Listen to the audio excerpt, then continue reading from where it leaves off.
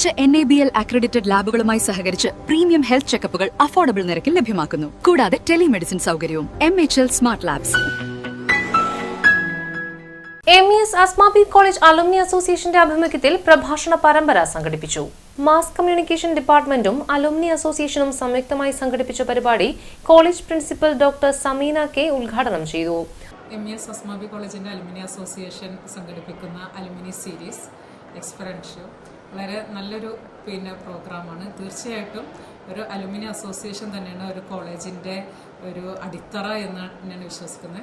So ഇതുപോലെ നല്ല നല്ല പ്രോഗ്രാമുകൾ ഈ അലുമിനി അസോസിയേഷൻ കോളേജിൽ വീണ്ടും പ്രൊവൈഡ് ചെയ്യണമെന്ന് ആശംസിക്കുകയാണ്. പ്രമുഖ പൂർവ്വ വിദ്യാർത്ഥികളെ നിലവിൽ പഠിക്കുന്ന വിദ്യാർത്ഥികൾക്ക് പ്രചോദനമാകത്തക്ക രീതിയിൽ പരിചയപ്പെടുത്തുന്നതിനായി അലുമിനി അസോസിയേഷൻ നടത്തിവരുന്ന പ്രഭാഷണ പരമ്പരയുടെ ഭാഗമായി മീഡിയ വൺ ടിവിയുടെ principal correspondent Shinoj K Shamsuddin വിദ്യാർത്ഥികളുമായി സംവദിച്ചു. ലൈസൻസ് ഇല്ലാതെ അല്ലെങ്കിൽ ഹെൽമെറ്റ് ഇല്ലാതെ ഒക്കെ വണ്ടി ഓടിച്ചു പോയി പോലീസുകാരെ ഇങ്ങനെ കാണിക്കുന്ന ഒരു ബന്ധം വരെ നമുക്ക് ഉണ്ടായിട്ടില്ല.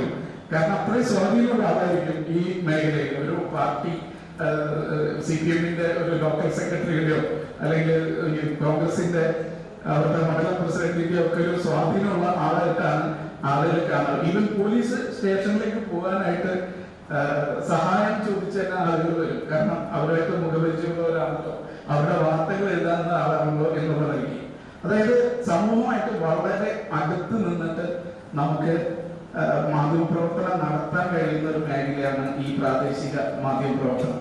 പക്ഷെ അത് പൊതുവെ ചെയ്യുന്നത് ഒന്നുകിൽ അധ്യാപകരായവർ ആ ജോലിയൊക്കെ കഴിഞ്ഞിട്ട് ചെയ്യുന്നതായിരിക്കും, അല്ലെങ്കിൽ ഈ പറഞ്ഞ പോലെ സാമൂഹ്യ പ്രവർത്തനം നടത്തുന്നവർ പാർട്ട് ടൈം ആയിട്ട് ചെയ്യുന്ന ഒരു ജോബായിരിക്കും ഈ പ്രാദേശിക മാധ്യമപ്രവർത്തകർ. അല്ലെങ്കിൽ ഈ പറഞ്ഞ പോലെ സ്റ്റുഡൻസ് അവരുടെ പഠനമൊക്കെ കഴിഞ്ഞിട്ട് ചെയ്യുന്ന ജോലിയായിട്ടാണ് പ്രാദേശിക മാധ്യമപ്രവർത്തനത്തെ കാണുന്നത്. അതൊരു ഫുൾ ടൈം മാധ്യമപ്രവർത്തനം അല്ല. 98 മുതൽ 2000 വരെ ഈ പ്രാദേശിക മാധ്യമപ്രവർത്തനം പയറ്റി. പക്ഷെ അതിനുള്ള ഒരു ഗുണം എന്ന് പറഞ്ഞു കഴിഞ്ഞിട്ടുണ്ടെങ്കിൽ ഇതിന്റെ A to Z നമുക്ക് കൈകാര്യം ചെയ്യേണ്ടി വരുന്ന വിഷയങ്ങൾ ഭിന്നായിരിക്കും.